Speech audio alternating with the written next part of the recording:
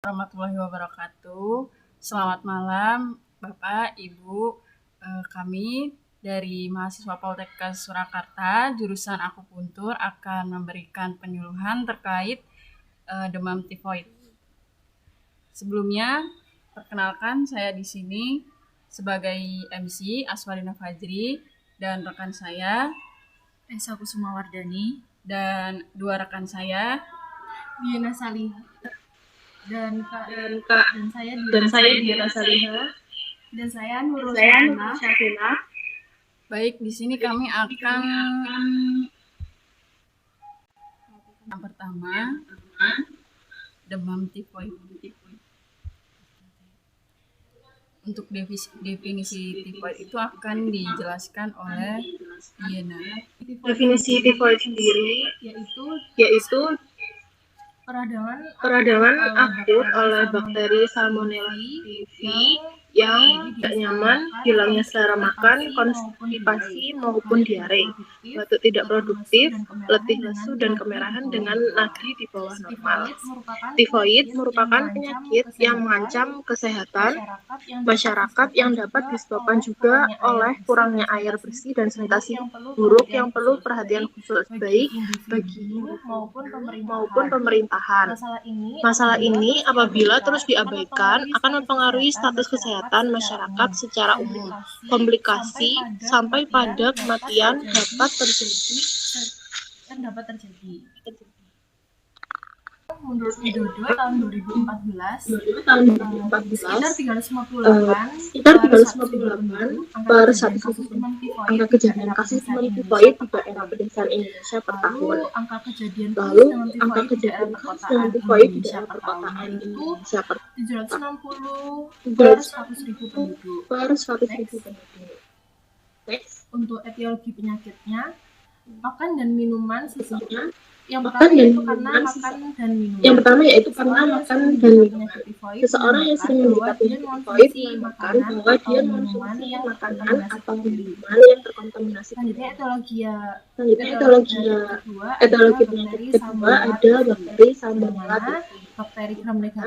Bakteri gram negatif yang bergerak dengan tidak berspora, mempunyai sekurang-kurangnya 3 macam antigen, yaitu antigen innol, somatik, dan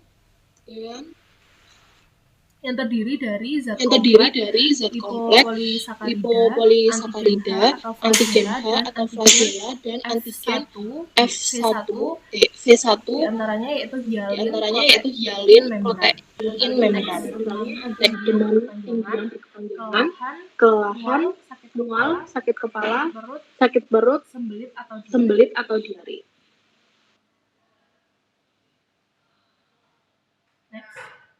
Yang selanjutnya akan diteruskan oleh Nurul Syafina.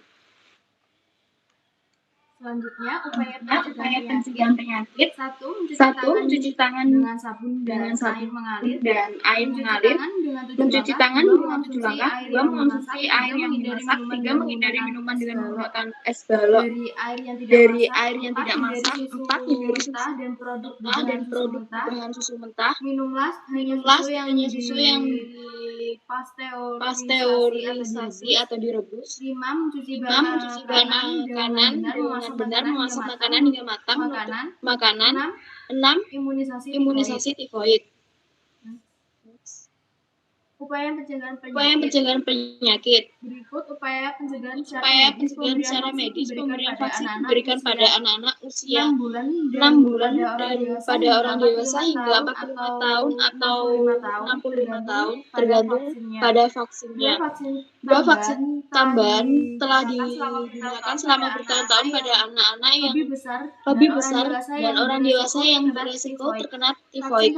Vaksin ini dapat memberikan kekebalan jangka panjang, memerlukan dosis ulang atau booster dan tidak disetujui untuk anak-anak di bawah usia 2 tahun. 1. Vaksin suntik.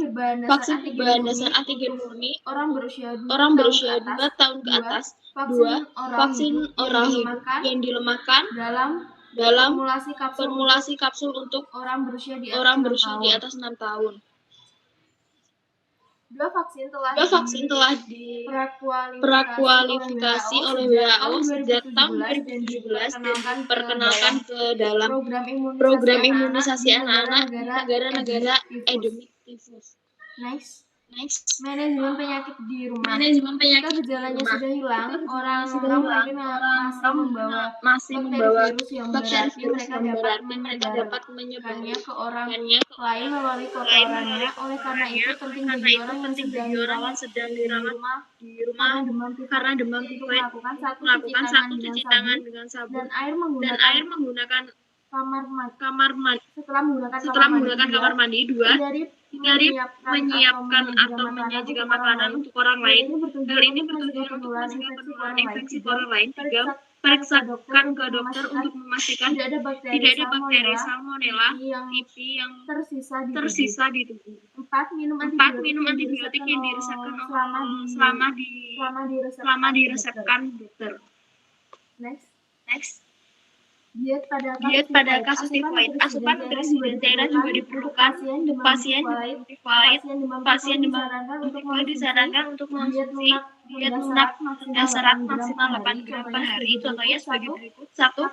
Makan makanan berprotein, contohnya telur dan ikan. 2. Makan makanan yang mengandung karbohidrat kompleks seperti roti putih, nasi putih, dan pasta. 3. Buah-buahan tertentu yaitu pisang yang matang, melon, alpukat, pepaya. 4. Sayuran tertentu yaitu wortel, bayam, kentang tanpa kulit, selada, mentimun, tanpa biji dan kulit. 5. Menghindari susu daging berserat kasar, lemak terlalu manis, asam, tajam, serta diberikan dalam porsi kecil. 6. Beristirahat di tempat tidur dan membatasi aktivitas sehari-hari selama 7 hari setelah bebas demam. 7. Mengurangi resiko terjadi penularan maupun relaks, maka pasien dan keluarganya disarankan untuk menjaga kebersihan. Sekian, terima kasih. Apakah ada pertanyaan, Bapak Ibu?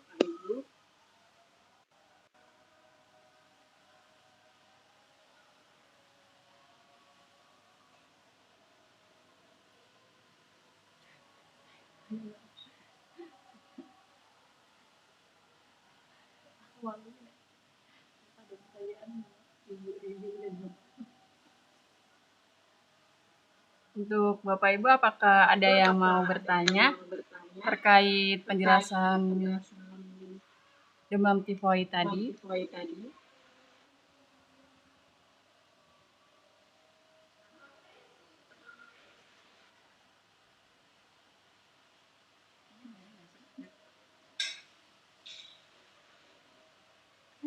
Mau bertanya, Ya Bu, silakan.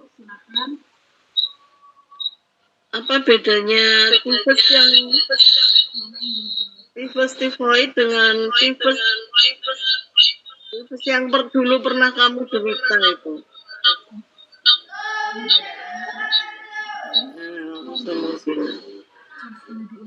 Boleh diulangi, Ibu?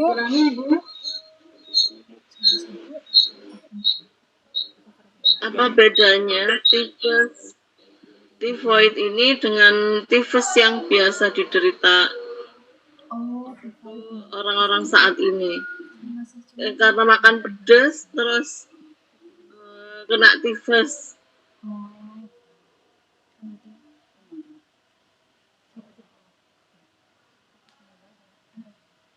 Baik, untuk pertanyaan akan disampaikan oleh Diana.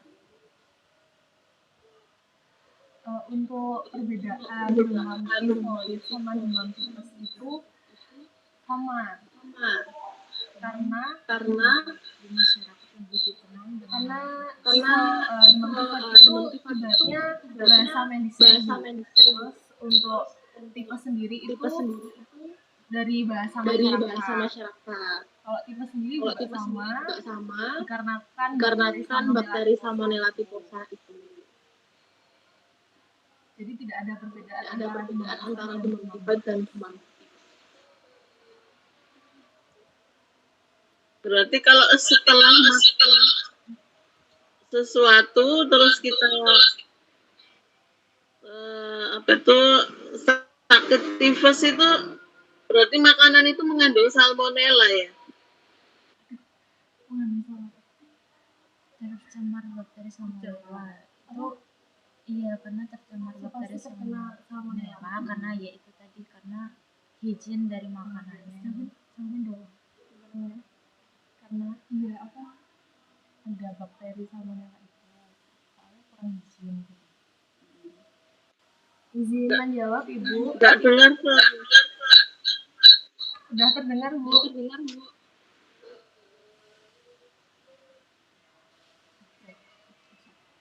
Iya, karena makanan itu mengandung bakteri salmonella karena tidak higienis sehingga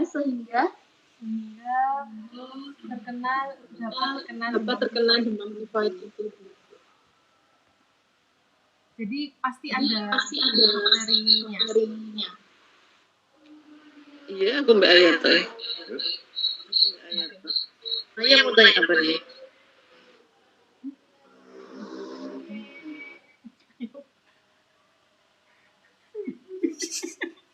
Ayo tanya.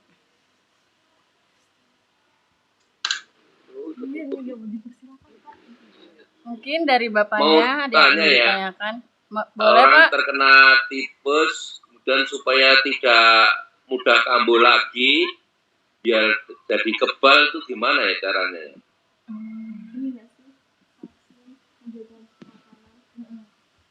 Vaksin terus menjaga makanan. Enggak usah coba. Jangan. Enggak mau. Tadi menjaga makanan itu ya arahin kita dong. Biar enggak dia terus.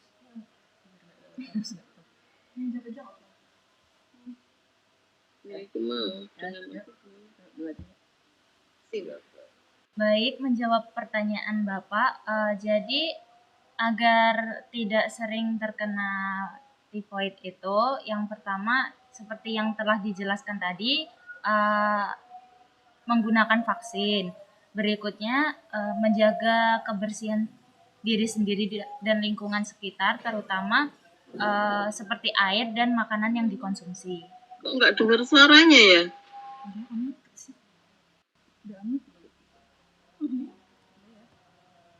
Coba yang keras coba.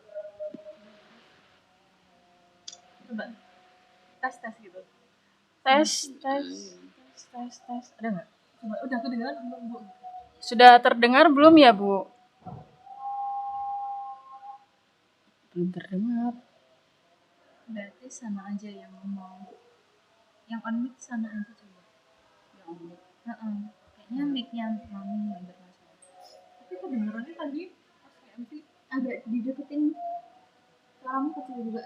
apakah suaranya terdengar Bu?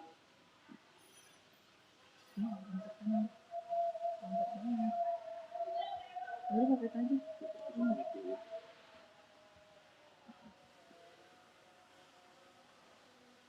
Di unmute.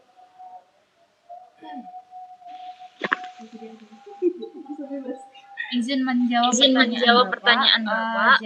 Jadi agar tidak sering terkena tifus lagi itu yang seperti yang telah dijelaskan tadi, pertama menggunakan vaksin, kemudian menjaga kebersihan diri dan lingkungan terutama untuk air dan makanan yang dikonsumsi. Serta menghindari minum es yang menggunakan air yang tidak mentah, minum susu yang mentah, tidak direbus, kemudian untuk minum airnya itu sebelumnya lebih baik dimasak terlebih dahulu. Seperti itu.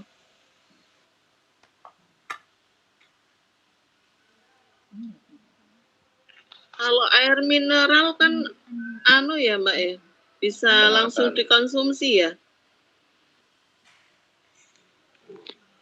Mungkin itu jawaban dari pertanyaan Bapak. Apakah ada yang mau ditanyakan lagi, Pak? Cukup nih. Cukup Mbak.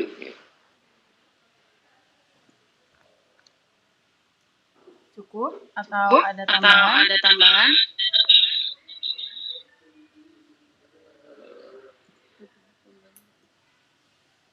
Cukup. Cukup, Mbak. Baik. Sebelumnya kami mengucapkan terima kasih banyak waktunya Bu, Pak, buat malam ini melakukan penyuluhan. Mohon maaf jika masih banyak kurangnya. Kami Assalamualaikum warahmatullahi wabarakatuh. Selamat malam Bapak, Ibu. Kami dari mahasiswa Poltekkes Surakarta, jurusan akupuntur akan memberikan penyuluhan terkait demam tifoid. Sebelumnya, perkenalkan saya di sini sebagai MC Aswani Fajri, Assalamualaikum warahmatullahi wabarakatuh, dan dua rekan saya. Waalaikumsalam warahmatullahi wabarakatuh. Dan saya di Rosalia. Masih Mama. Baik, di sini kami akan demam tifoid. Untuk definisi tifoid itu akan dijelaskan oleh Diana.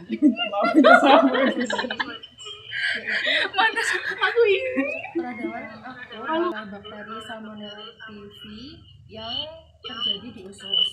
Orang yang terkena penyakit tifoid biasanya mengalami demam, perut tidak nyaman, hilangnya selera makan, konstipasi maupun diare, batuk tidak produktif, letih lesu dan kemerahan dengan nadi di bawah normal. Tifoid merupakan penyakit yang mengancam kesehatan masyarakat yang dapat disebabkan juga oleh kurangnya air bersih dan sanitasi buruk yang perlu perhatian khusus baik bagi individu maupun pemerintahan. Masalah ini apabila terus diabaikan akan mempengaruhi status kesehatan masyarakat secara umum, komplikasi sampai pada kematian. Menurut Widodo tahun 2014, sekitar 358 per 100.000 penduduk angka kejadian kasus demam tifoid di daerah pedesaan Indonesia per tahun. Lalu angka kejadian kasus demam tifoid di daerah perkotaan Indonesia per tahunnya itu 760 per 100.000 penduduk. Nah, untuk etiologi penyakitnya, makan dan minuman yang pertama yaitu karena makan dan minuman. Seseorang yang sering menderita penyakit tifoid menandakan bahwa dia mengonsumsi makanan atau minuman yang terkontaminasi bakteri. Selanjutnya etiologi penyakit kedua ada bakteri Salmonella typhi, yang mana bakteri gram negatif yang bergerak dengan bulu getar, tidak berspora, mempunyai sekurang-kurangnya 3 macam antigen, yaitu antigen 0, somatik, dan terdiri dari zat kompleks lipopolisakarida, antigen H atau flagella, dan antigen V1 diantaranya yaitu hialin protein membran. Next. Selanjutnya yaitu ada tanda dan gejala penyakit. Tanda dan gejalanya diantaranya ada demam tinggi yang berkepanjangan, kelelahan, mual, sakit kepala, sakit perut, sembelit atau diare. Selanjutnya akan diteruskan oleh Nurul Syafina. Selanjutnya, upaya pencegahan penyakit. 1. Mencuci tangan dengan sabun dan air mengalir. Mencuci tangan dengan 7 langkah. 2. Mengonsumsi air yang dimasak. 3. Menghindari minuman dengan menggunakan es balok dari air yang tidak masak. 4. Hindari susu mentah dan produk berbahan susu mentah. Minumlah hanya susu yang dipasteurisasi atau direbus. 5. Mencuci bahan makanan dengan benar, memasak makanan hingga matang, menutup makanan. 6. Imunisasi tifoid. Upaya pencegahan penyakit. Berikut upaya pencegahan secara medis. Pemberian vaksin diberikan pada anak-anak usia 6 bulan dan pada orang dewasa hingga 45 tahun atau 65 tahun tergantung pada vaksinnya. 2. Vaksin tambahan telah digunakan selama bertahun-tahun pada anak-anak yang lebih besar dan orang dewasa yang beresiko terkena tifoid. Vaksin-vaksin ini dapat memberikan kekebalan jangka panjang, memerlukan dosis ulang atau booster, dan tidak disetujui untuk anak-anak di bawah usia 2 tahun. 1. Vaksin suntik. Vaksin berbahan dasar antigen murni untuk orang berusia 2 tahun ke atas. 2. Vaksin oral hidup yang dilemahkan dalam formulasi kapsul untuk orang berusia di atas 6 tahun. 2. Vaksin telah prakualifikasi oleh WHO sejak tahun 2017 dan diperkenalkan ke dalam program imunisasi anak-anak di negara-negara endemik tifus. Next, manajemen penyakit di rumah. Ketika gejalanya sudah hilang, orang-orang mungkin masih membawa bakteri virus yang berarti mereka dapat menyebarkannya ke orang lain melalui kotorannya. Oleh karena itu, penting bagi orang yang sedang dirawat di rumah karena demam tifoid untuk melakukan 1. Cuci tangan dengan sabun dan air menggunakan kamar mandi. Setelah menggunakan kamar mandi, 2. Hindari menyiapkan atau menyajikan makanan untuk orang lain. Hal ini bertujuan untuk mencegah penularan infeksi ke orang lain. 3. Periksakan ke dokter untuk memastikan tidak ada bakteri Salmonella typhi yang tersisa di tubuh. 4. Minum antibiotik yang diresepkan selama diresepkan dokter. Next, diet pada kasus tifoid. Asupan nutrisi dan cairan juga diperlukan untuk pasien demam tifoid. Pasien demam tifoid disarankan untuk mengonsumsi diet lunak rendah serat maksimal 8 gram per hari. Contohnya sebagai berikut. 1. Makan makanan berprotein, contohnya telur dan ikan. 2. Makan makanan yang mengandung karbohidrat kompleks seperti roti putih, nasi putih, dan pasta. 3. Buah-buahan tertentu yaitu pisang yang matang, belewah, melon, alpukat, pepaya. 4. Sayuran tertentu yaitu wortel, bayam, kentang tanpa kulit, selada, mentimun tanpa biji dan kulit. 5. Menghindari susu daging berserat kasar, lemak terlalu manis, asam, bumbu tajam, serta diberikan dalam porsi kecil. 6. Beristirahat di tempat tidur dan membatasi aktivitas sehari-hari selama 7 hari setelah bebas demam. 7. Mengurangi resiko terjadi penularan maupun relaps, maka pasien dan keluarganya disarankan untuk menjaga kebersihan. Sekian, terima kasih. Apakah ada pertanyaan Bapak Ibu? Untuk Bapak Ibu, apakah ada yang mau bertanya terkait penjelasan demam tifoid tadi? Apa bedanya tifoid ini dengan tifus yang biasa diderita orang-orang saat ini? Karena makan pedas terus kena tifus. Baik, untuk pertanyaan akan disampaikan oleh Diana. Untuk perbedaan demam tifoid sama demam tifus itu sama, karena demam tifoid itu ibaratnya bahasa medisnya Ibu. Terus untuk tifus sendiri itu dari bahasa masyarakat. Kalau tifus sendiri juga sama, dikarenakan bakteri Salmonella typhosa itu. Jadi tidak ada perbedaan antara demam tifoid dan demam tifus. Tifus itu berarti makanan itu mengandung salmonella ya? Iya, karena makanan itu mengandung bakteri Salmonella karena tidak higienis sehingga dapat terkena demam tifoid itu, Bu. Pasti ada bakterinya. Mungkin dari Bapaknya ada yang ingin ditanyakan. Boleh Pak? Terkena tifus dan supaya tidak mudah kambuh lagi, biar jadi kebal, itu gimana ya caranya? Izin menjawab pertanyaan Bapak. Jadi agar tidak sering terkena tifus lagi, itu yang seperti yang telah dijelaskan tadi. Pertama, menggunakan vaksin, kemudian menjaga kebersihan diri sendiri dan lingkungan, terutama untuk air dan makanan yang dikonsumsi, serta menghindari minum es yang menggunakan air yang tidak mentah, minum susu yang mentah, tidak direbus. Kemudian untuk minum airnya itu sebelumnya lebih baik dimasak terlebih dahulu, seperti itu. Mungkin itu jawaban dari pertanyaan Bapak. Apakah ada yang mau ditanyakan lagi Pak, Bu? Cukup. Cukup Pak.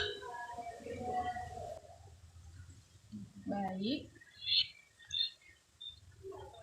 Sebelumnya kami mengucapkan terima kasih banyak untuk waktunya Bu, Pak, buat malam ini melakukan penyuluhan.